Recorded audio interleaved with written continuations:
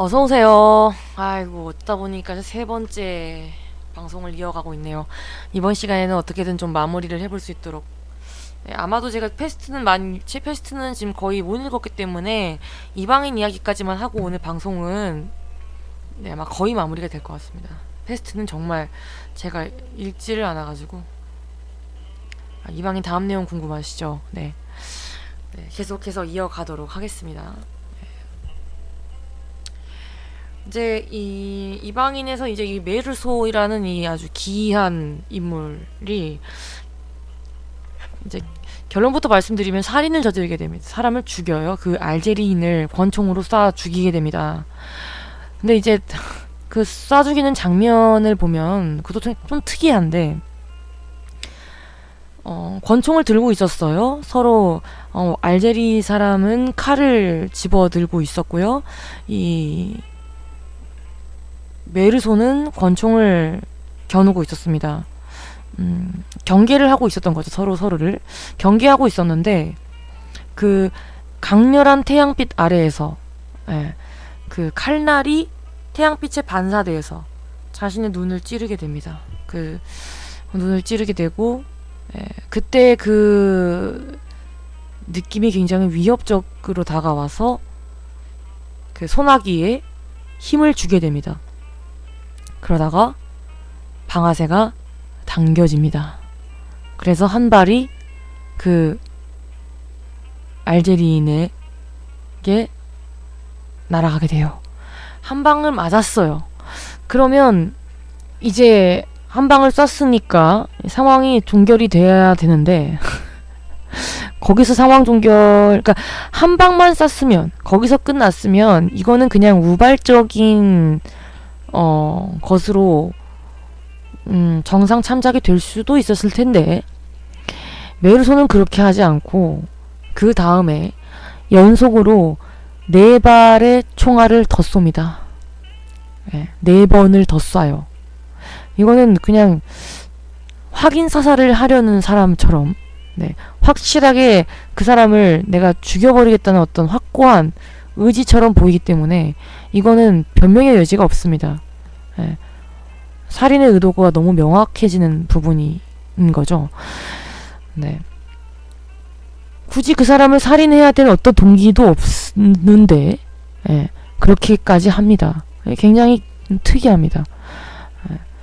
그것을 4번의 노크 소리라고 표현을 하는데 이 노크 소리라는 표현도 굉장히 의미심장합니다. 왜냐하면 이 소시오패스 같아요 정말. 이 메르소가 살인을 저지르기까지의 과정이 일부고요.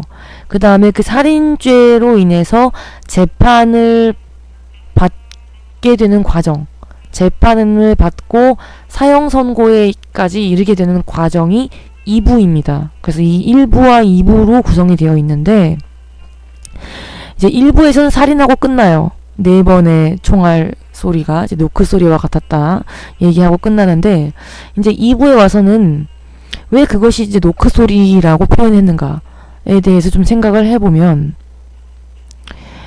다른 세계로 넘어가는 겁니다. 이제 다른 세계로 가는 어떤 그 문 두드림이었다는 거죠.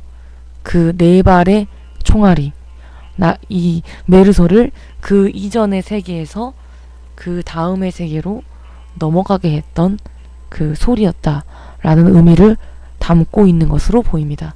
왜냐하면 이제 2부로 들어가면 이제 재판이 이제 중심이 되는데 이제 재판정에 가면은 이제 또 다른 세계죠. 재판의 세계, 법의 세계. 그리고 이제 이 메르소의 기이한 행동과 태도를 둘러싼 사람들의 이런 비난, 이런 것들에 맞닥뜨리게 됩니다. 그러면서 굉장히 곤경을 겪어요. 죽음이 존재하는 한 삶은 부조리한 것이고 그에 대한 반항이 2가지가 있는데 그 방법은 자살 또는 신을 부정하는 것이다.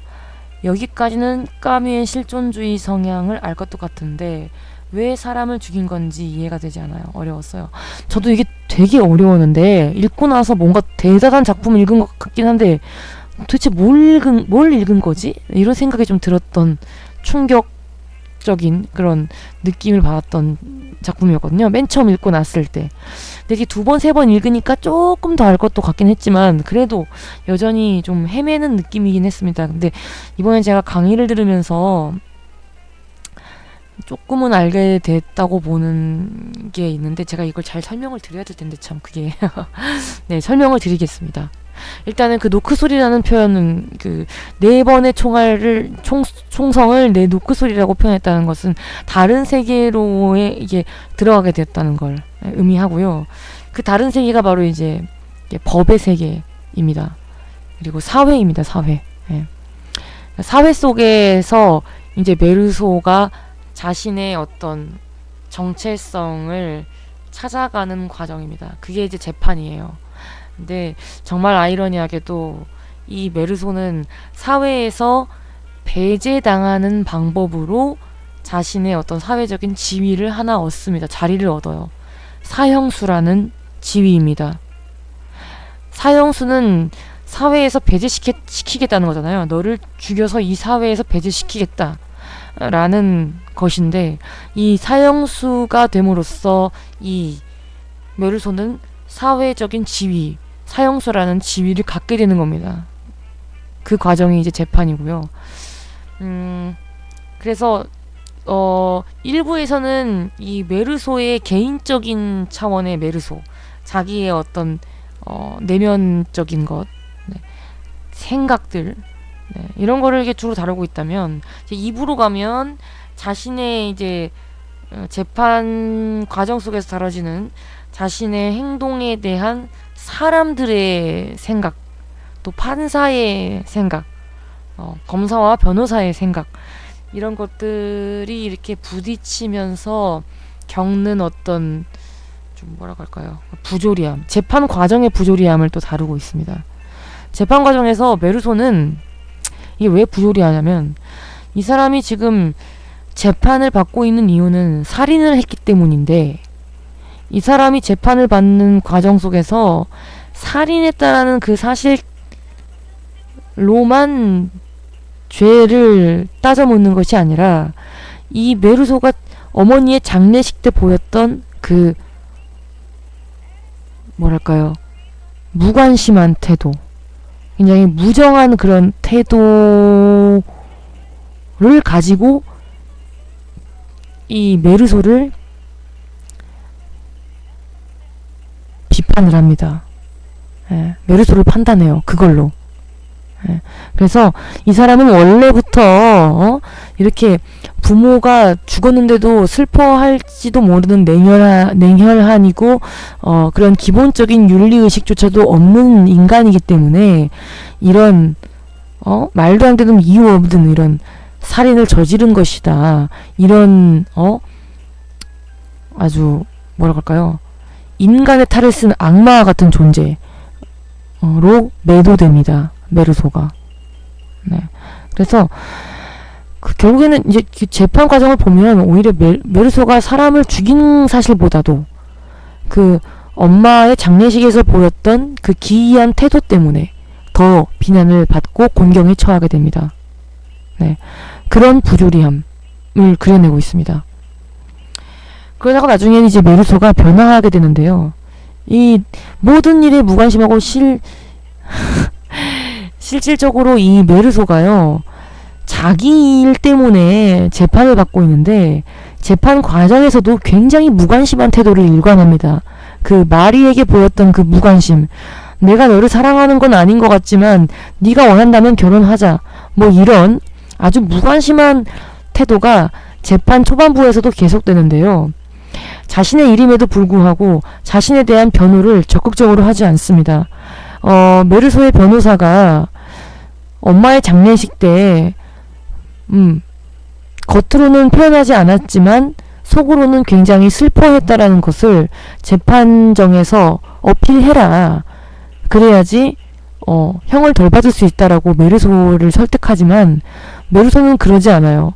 꾸며내지 않습니다. 자신이 느낀 그대로만 이야기하고 행동한 그대로만 이야기하고 그것에 대해서 어떤 말을 덧붙이거나 꾸며내거나 뭐 과장하거나 하지 않아요.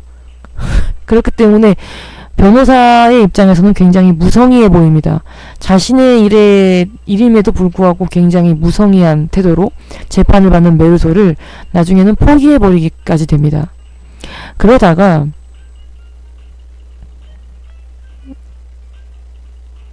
네,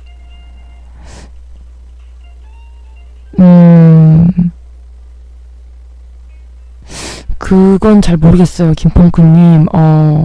자살을 택하지 않고 신을 부정하지도 않고. 근데 여기 보면 이 메르소는 신을 부정하는 것처럼 보입니다. 나중에 신부님이 와가지고, 그러니까 사형 선고를 받은 다음에 메르소한테 이제 어떤 신부님이 와서 마지막에라도 네가 너의 죄를 회개하고 신을 믿어라. 그러면 너가 구원받을 수 있을 거라고 얘기를 합니다. 마지막 희망을 주는 거죠. 죽음을 앞에 두고. 그런데 그것마저도 거부합니다. 격하게 거부해요. 그때 그 신부에게 저항하는 메르소의 말은 굉장히 이전의 모습과는 다른 모습입니다. 다른 메르소예요. 완전히 딴 사람이 된 것처럼 보입니다. 굉장히 격정적인 말투로, 어조로 이야기를 합니다. 세상 모든 일에 무관심해 보이는 메르소가 그때만큼은 정말 격정적으로 이야기를 합니다. 그 부분이 저는 굉장히 인상적이었는데, 네. 실존주의가 개개인 특성을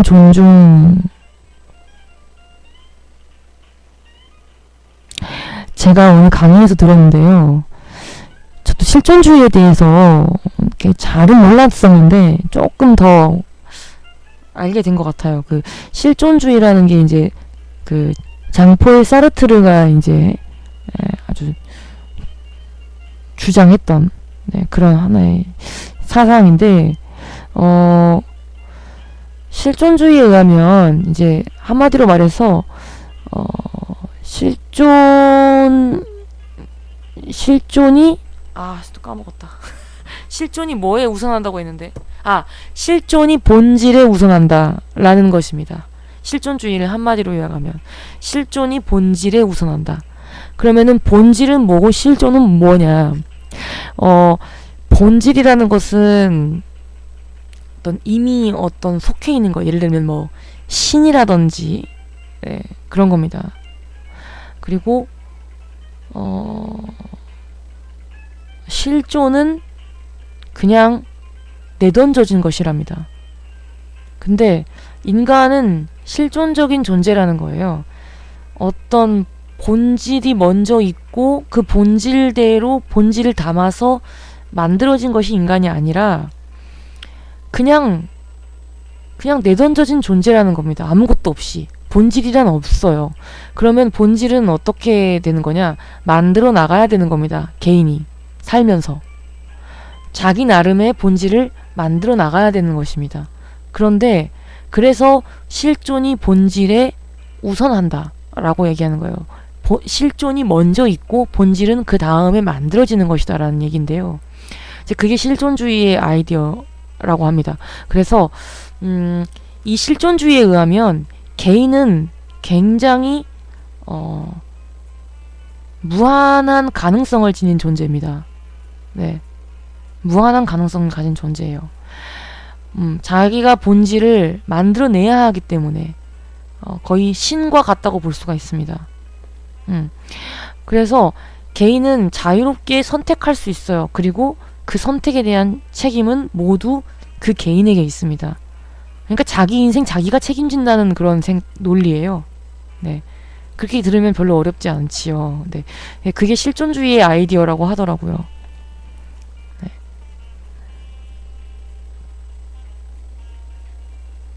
네, 그렇습니다.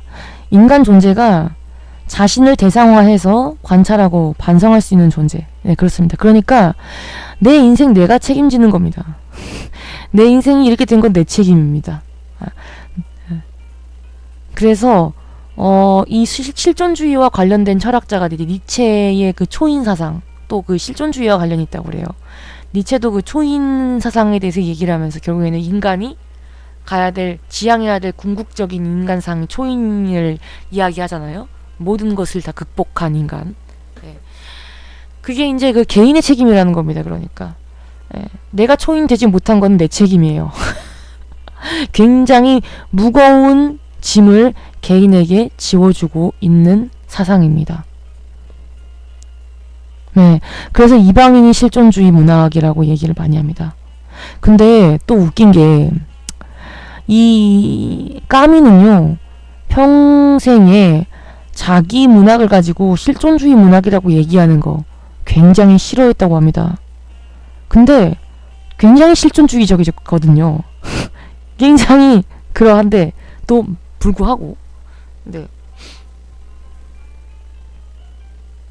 네, 그렇습니다. 자유의지 그것으로 인간이 어디까지 해낼 수 있는가 그것의 최대치를 기대했던 그것을 믿었던 사상이 실존주의입니다. 개인에게 최대치의 능력이 있다고 믿고 그것의 책임이 모두 개인이 지는 거예요. 정말 살벌하지 않나요? 실존주의가 지배하는 세상에선 살기 힘들었을 것 같아요. 피곤했을 것 같아요. 저는 그런 생각이 들었어요. 네. 그리고 이제 그 실존주의에 대한 반향으로 등장하게 되는 것이 바로 구조주의입니다. 구조주의는 이제 구조가 더 중요하다는 거예요. 개개인의 실존보다 구조가 더 중요하다. 왜냐하면 인간 하나하나는 영원하지 않습니다. 영속적인 게 아니라 소멸하는 것이에요. 사라지고 또 변화합니다. 그런데 이 사회적인 구조는 그렇지 않고 이 사회 구조는 항구적이고 영속적입니다. 변하지 않아요. 잘. 인간보다 훨씬 더 오래 지속되고 변하지 않습니다. 그렇기 때문에 인간 존재는 결국 그 구조 속에서 영향을 받을 수밖에 없는 존재이다. 그러니 인간의 모든 책임은 개인에게 있는 게 아니라 그 구조에 있다라고 말하는 게 구조주의입니다. 그래서 정말 그 실존주의의 딱 대척점에 있는 거죠. 실존주의 바로 그 다음에 나오는 겁니다. 그래서 네. 지금은 구조주의적인 사상에 좀 더 많이 반영이 되어 있는 게 아닌가. 지금은 모든 인생의 책임을 개개인에 돌리지 않잖아요. 네가 공부를 못하는 거는 네가 노력하지 않았기 때문이야. 물론 그렇게 볼 수도 있지만 어떤 경제적인 문제나 또 사회적인 것들을 함께 생각을 하는 그런 생각들이 보편화되어 있는 걸 보면 실존주의는 굉장히 오래된 지금과는 좀 잘 맞지 않는 사상인 것처럼 좀 느껴지기도 합니다. 네. 아무튼 저도 이번에 강의 들으면서 실존주의가 그런 거구나 약간 잘은 아니더라도 어렴풋이 조금 알게 되었어요. 네. 지금은 네네 맞습니다. 네, 감사합니다. 저도 오늘 강의로 들으니까 더 이해가 잘 가더라고요. 실존주의 참 어렵다고 생각했는데 우리는 모두 내던져진 존재 알아서 삶을 개척해야 됩니다. 피곤해요. 빠져나갈 구멍이 없잖아요. 모든 건 노력에 달려있기 때문에 아무튼 그렇습니다. 이제 이방인은 그래서 이제 실존주의의 대표적인 문학으로 알려져 있는데 부조리에 대해서 다루고 있고요. 재판 과정의 부조리도 다루고 있지만 사실은 이 메루소가 왜 살인을 저지르느냐 그리고 또 왜 이렇게 무관심한가 이런 것들에 대해서도 굉장히 좀 많은 해설들이 있는데 제가 오늘 강의 들었던 해설 중에서는 기억에 남는 거는 그거였어요. 이 메루소가 아까 그 까미의 굉장히 분신적인 존재 주인공이다라고 말씀드렸잖아요. 그냥 까미를 그대로 옮겨다 놓은 격이다 라고 말씀드렸는데 왜 그런 거 하면 왜 그런 거 하면이 아니라 그래서 이 메르소의 행동과 생각을 이해하려면 그 까미의 삶을 좀 들여다볼 필요가 있습니다. 까미의 삶을 좀 보면 이 메르소의 이상한 행동이 좀 이해가 되더라는 겁니다. 네. 어떻게 이해가 되냐? 그 까미가요, 이제 알제리 태생입니다. 알제리는 당시에 프랑스의 식민지였고요. 이 알제리 사람은 아닙니다. 이 까미는 프랑스 사람이지만 알제리에서 태어났어요. 네. 그 당시에 알제리에 있던 프랑스인들은 대부분이 빈곤한 노동자 계층이었습니다. 우리 일본이 우리가 일본의 식민지였을 때 이제 조선의 당시 행정을 맡았던 사람들이 일본의 뭐 빈곤층이었다, 뭐 하위 계층이었다, 이렇게 이해를 하시면은 좀 와닿으실 것 같아요. 네, 그런 빈곤한 계층의 아들로 알제리에서 태어난 프랑스인입니다. 까미가요. 굉장히 가난하게 살고요. 그 아버지는 군인이었는데 전쟁에 동원되었다가 전사를 해요. 까미가 굉장히 어렸을 때. 그래서 아버지에 대한 기억은 거의 없습니다. 거의 없고 오로지 어머니하고만 이렇게 살아가게 되는데, 이 어머니가 또 하녀입니다. 예, 하녀고요.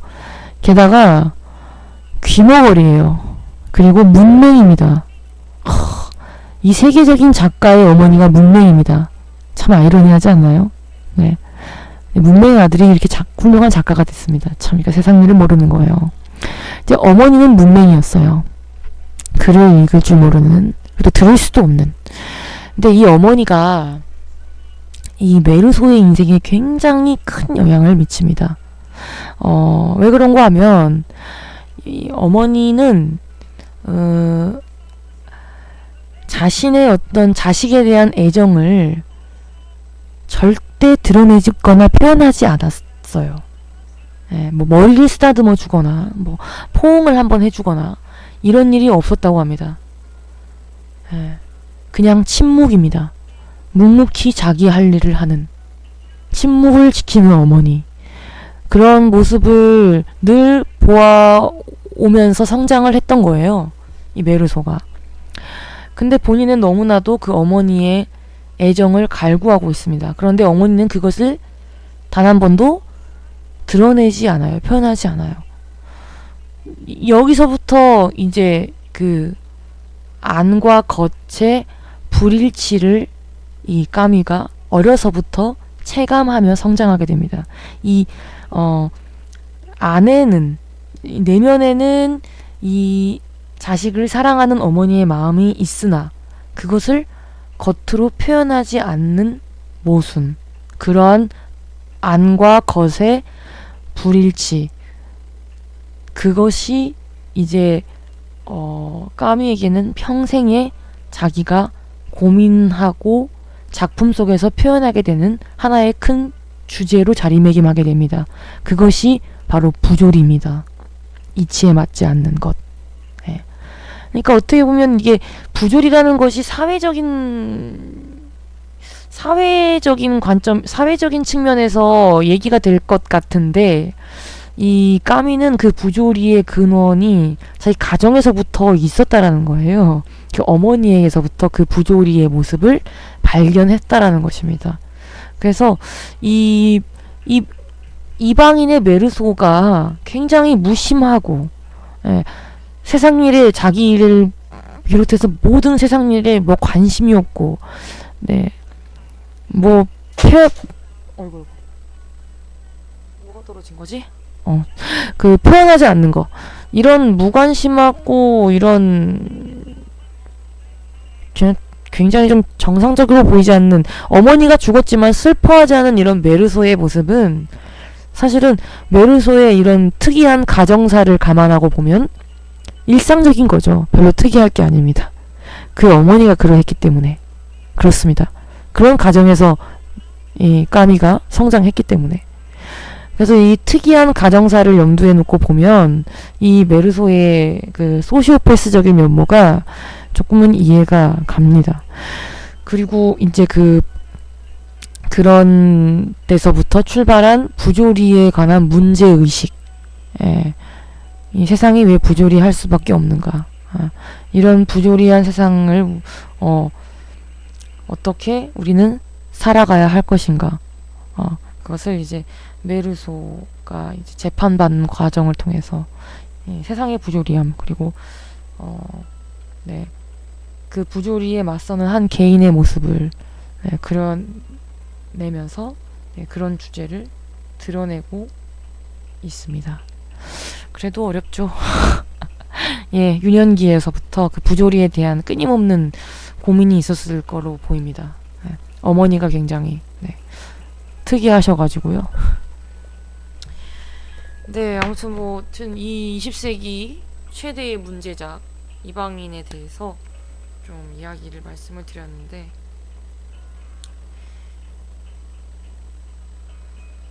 네.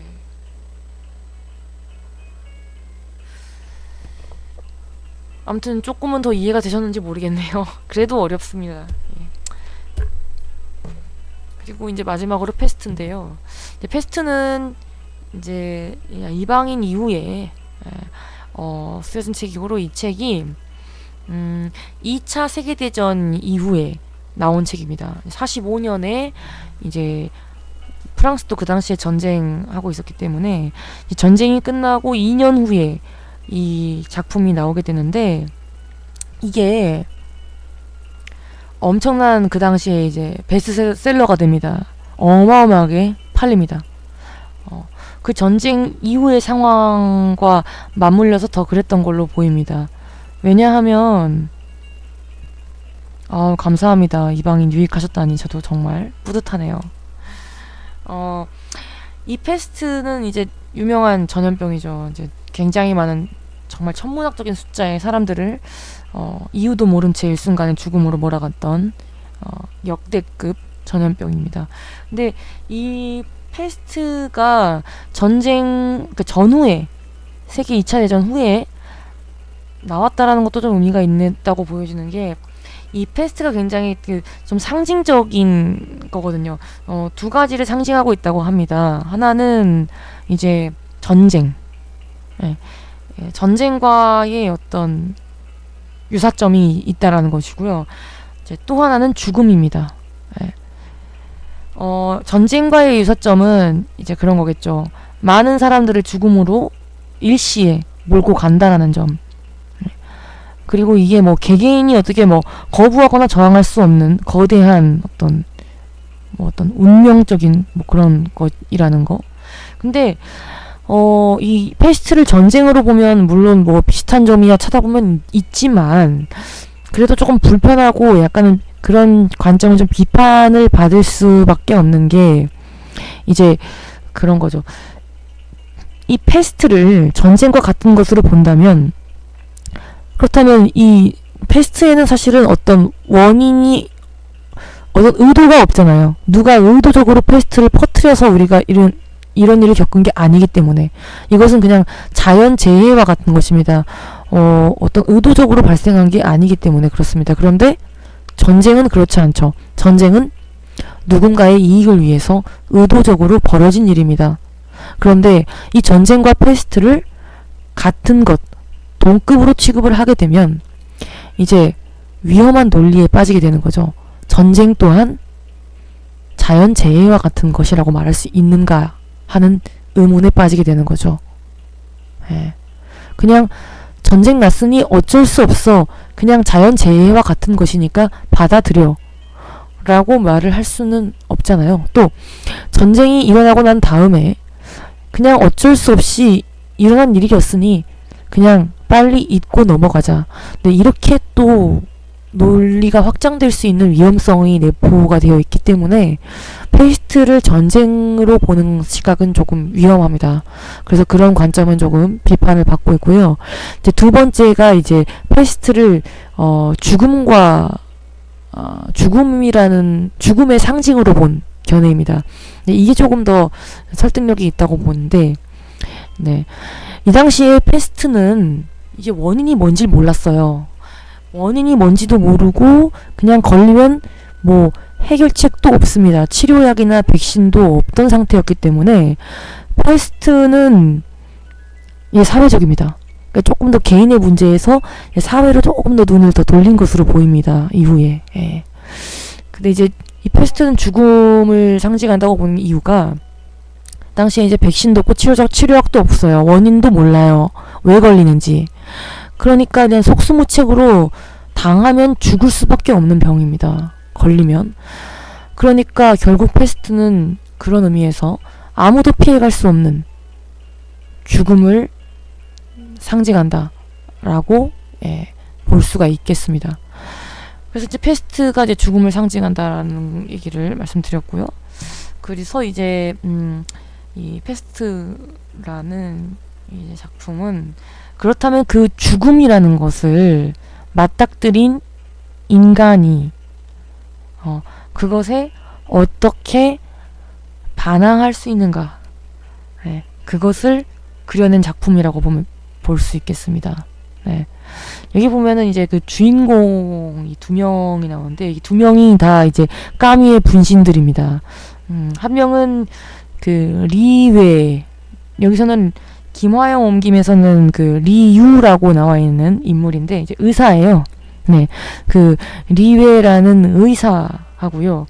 또 누구였더라? 아, 잠시만요.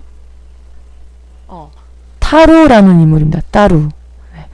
패스트의 배경이 14세기인가요? 14세기 그곳은 제가 잘 모르겠네요. 이것이 아닙니다. 여기 보면 1940X년 40X년 오랑이라는 도시에서 지역에서 발생했다 라고 되어 있습니다. 14세기는 아니고 당대의 이야기를 당대를 배경으로 썼네요. 근데 이제 이게 패스트가 실제로 퍼졌던 시기는 그때가 아니었겠죠. 그때가 아니었을 텐데 시기를 좀 바꾼 걸로 보입니다. 콜레라, 그렇죠. 저도 헷갈립니다. 이게 그 정확한 시기는 저도 잘 모르겠네요. 그거는 찾아봐야 될 것 같은데, 아무튼 1940년대를 배경으로 하고 있는 소설이고요. 야생의 설치류의 돌림병이 벼룩에 의하여 동물간에 돌림병이며 벼룩에 의하여 동물간에 유행을 하는데 사람에 대한 감염원이 되는 것은 보통 말다람쥐, 쥐들이네요. 콜레라가 1950년 정도, 패스트는 14세기. 그렇군요. 그렇습니다. 아무튼 이제 이 패스트라는 소설에서는 이제 보여주고자 하는 주제는 반항입니다. 반항. 죽음으로 상징되는 이 패스트라는 질병, 곧 죽음이라는 그 어떻게 보면은 숙명적인 그 운명에 인간이 어떻게 반항할 수 있는가를 보여주는데, 그래서 자기의 분신으로 두 명을 등장시킵니다. 리웨와 따루라는 인물을 통해서 그 죽음에 반항하는 인간상을 보여줍니다. 그러니까 아까 이방인은 제가 아까 말씀드렸죠. 부조리라는 주제를 다룬 작품이라고 말씀을 드렸는데, 이 패스트는 이제 부조리가 아니고 이제 반항이라는 테마를 가지고 이야기를 하고 있습니다. 근데 이 반항이라는 게 굉장히 긍정적인 반항입니다. 우리가 반항하면은 되게 부정적인 이미지를 떠올잖아요. 막 반항하는 아이, 말 안 듣고, 막 비행을 저지르고 다니는 막 그런 부정적인 이미지를 떠올리기 쉬운데, 까미가 말하는 반항은 그런 부정적인 반항이 아니고요. 그런 반항이라고 하더라고요. 긍정적인 반항이 어떻게 긍정적인 반항이냐 하면은, 예를 들면은 그 시지프 신화에 나오는 이야기인데, 그 제우스에게 노여움을 산 신 시지프가, 자기 신인데 평생을 무거운 돌덩이를 산 정상으로 옮겨야만 하는 그런 벌을 받습니다. 그런데 이게 평생을 그렇게 반복해야 돼요. 왜냐면 그 돌을 산 정상 위에 올려놓으면 돌은 다시 굴러 떨어집니다. 그럼 또다시 그 일을 반복해야 하는 거예요. 평생의 반복입니다. 그런 평생 반복되는 고된 노동, 의미 없는 노동을 해야만 하는 그런 벌을 받게 되는데, 그 과정 속에서 어차피 떨어질 돌을 위로 올려놓는 그 과정 속에서 시지프는 의미를 발견합니다. 예. 그러면서 긍정하는 거예요. 내가 어차피 이 돌은 떨어지지만 내가 이 돌을 위에까지 올려놓으면 그 산을 내려가는 그 길은 즐겁다는 거예요. 어떤 성취감을 느낀다는 거예요. 다시 돌을 올려놓아야 한다고 할지라도. 그래서 그런 의미의 반항입니다. 그러니까 벌을 주었는데 그 벌은 보통은 이제 벌 받는 사람이 자신의 잘못을 반성하고 고통과 괴로움 속에서 반성을 하도록 하기 위해서 벌을 주는 것인데, 이게 벌의 목적이죠. 그런데 그 벌을 받는 과정 속에서 어떤 긍정적인 것, 희망을 발견하는 것, 이것은 그 벌을 내린 자에 대한 반항입니다. 그런 의미에서의 반항이란 얘기예요. 그래서 죽음이라는 것 또한 역시 인간이 피해갈 수 없는 운명이죠. 그럼에도 불구하고 인간은 어차피 언젠가는 죽지만 그 죽기 전까지의 인생을, 그 인생 속에서 어떻게 살 것인가 하는 문제, 그 속에서 어떻게 의미를 찾을 것인가 하는 문제가 까미가 말하고자 하는 반항이다 라는 겁니다. 그러니까 반항은 굉장히 긍정적입니다. 그리고 이 패스트도 그런 문제를 다루고 있어요. 반항의 문제. 그러니까 죽음이라는, 패스트로 이제 상징되는 죽음이라는 문제에 인간이 어떻게 거기 그 속에서도 의미를 찾고 나름의 인생을 살 수 있는가, 그 절망적인 상황에서도 그것을 보여주고 있는 작품이라고 합니다. 그렇죠. 죽음을 선택할 수도 있죠. 죽어버리면 됩니다. 고통이 끝나겠죠. 그럼에도 불구하고 그 과정 속에서 어떤 의미를 찾는 겁니다. 그 반복되는 노동과 고통의 과정 속에서도 의미를 찾을 수 있는 게 인간이다라는 거, 그것을 까미가 이야기하고 싶었던 게 아닌가.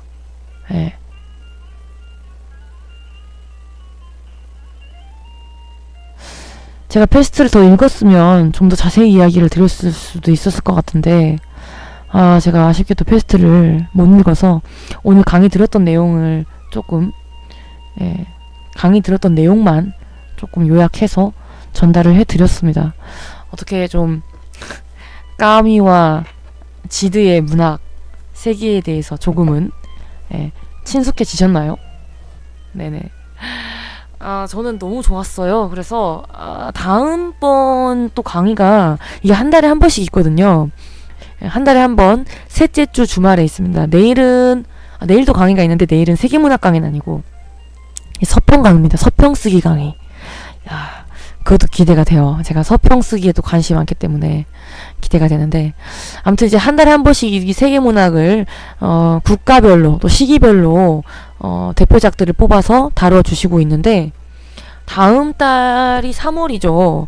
다음 달에 뭐였는지 그것도 제가 한번 찾아보고 알려드릴게요. 미리 한번 읽어보시면 제가 이야기하는 것들이 좀 더 이해가 되실 거예요. 마담 보바리. 마담 보바리 축하드립니다. 이제 거의 다 읽으셨네요. 100페이지면은 금방 읽으시겠는데요. 다음 마담 보바리는 진짜 명작입니다. 정말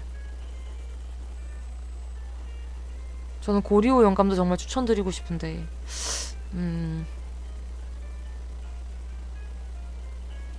여기가 아닌가 보다. 3월 달에는요 이탈리아 문학을 합니다. 이탈리아 문학으로 단테의 신곡하고, 그리고 이것이 인간인가, 레비의 이것이 인간인가, 그리고 에코의 장미의 이름, 이렇게 세 가지를 다뤄주신다고 하네요. 레옹이랑 엠마가 마사사 가면서 편지를 찢어버리는. 저는 그 레옹이랑 엠마가 마차 타고 가면서 계속 멈추지 말고 달려 달려 하는 그 장면 진짜 인상 깊었어요. 그 장면이 그 마담 보바리에서 가장 선정적인 장면이라고 하더라고요. 근데 실제로 그래요. 진짜 주제는 막 유부녀 바람나는 그런 얘기잖아요.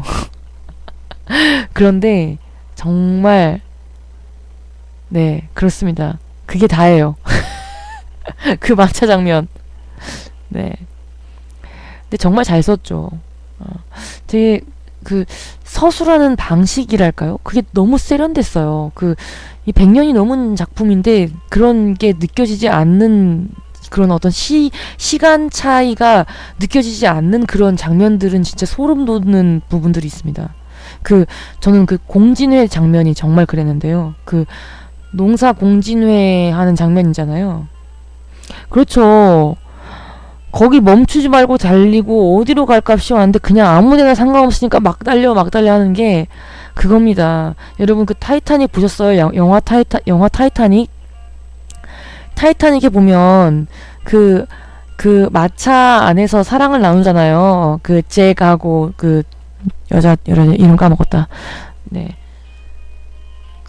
남자와 여자가 이렇게 사랑을 나누는데 그걸 보여주지 않고 그 마차 안에 김이 서려 있는데 거기에 손바닥 잡고 하나 탁 손바닥 하나 팍 손바닥 도장에 찍히잖아요.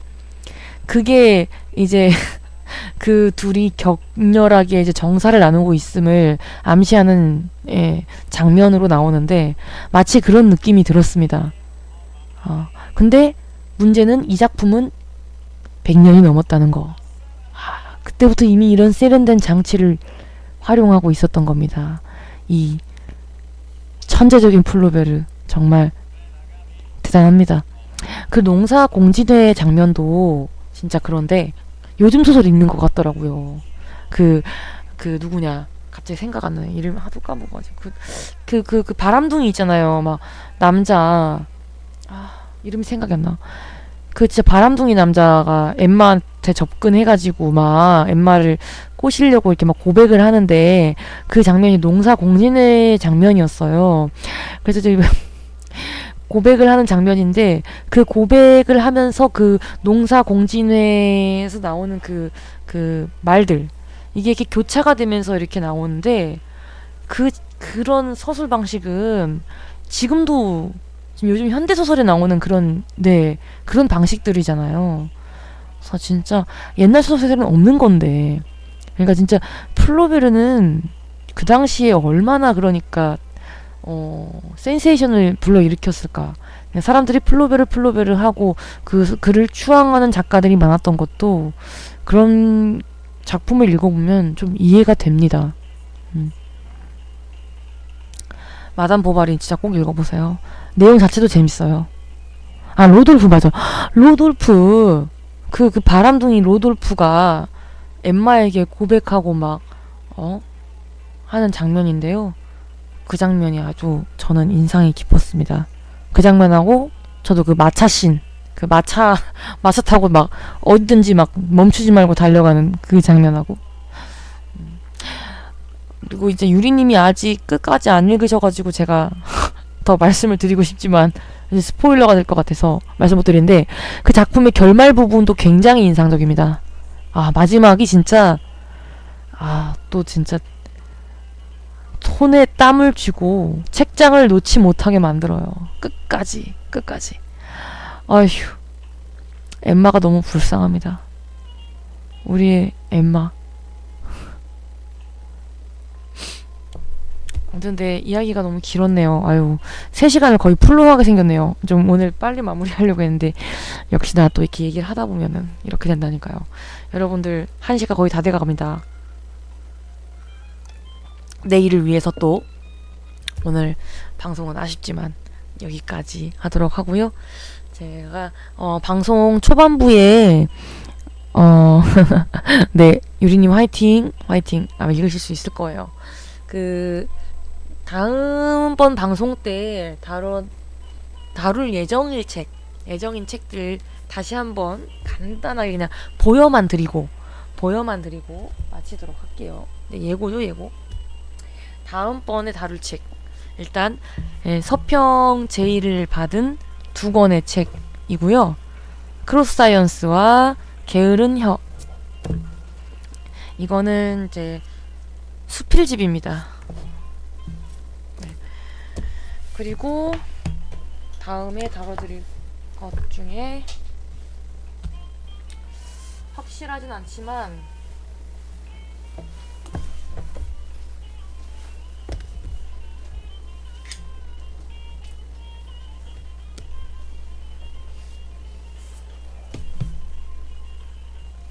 너무 많은가? 다 할 수 있을지 모르겠는데 일단은 네, 요것도 네, 성에 대한 얕지 않은 지식 그 1장, 2장 소개드렸는데 그 뒷부분에서도 혹시 좋은 부분 있으면 소개드리고 처음부터 잘 쓴 사람은 없습니다. 이다혜. 그리고 나의 해석 글 쓰는 여자의 탄생. 네, 이거 하고 문화유전자 전쟁. 네, 그리고 파과 구병모 작가의 장편 소설. 네, 이거는 이제 계속 다 읽을 계획이 있어요. 그래서 다음 방송 때 제가 소개를 해드리도록 하겠습니다. 네, 그러면 네, 오랜 시간 방송 함께 해주신 여러분들 정말 감사하고요. 저도 덕분에 너무 즐겁고 유익한 시간이었습니다. 네, 다음 방송 때 또 만나 뵙도록 하겠습니다. 일주일 동안 즐거운 독서 하시고 다음 주에 만나요. 안녕.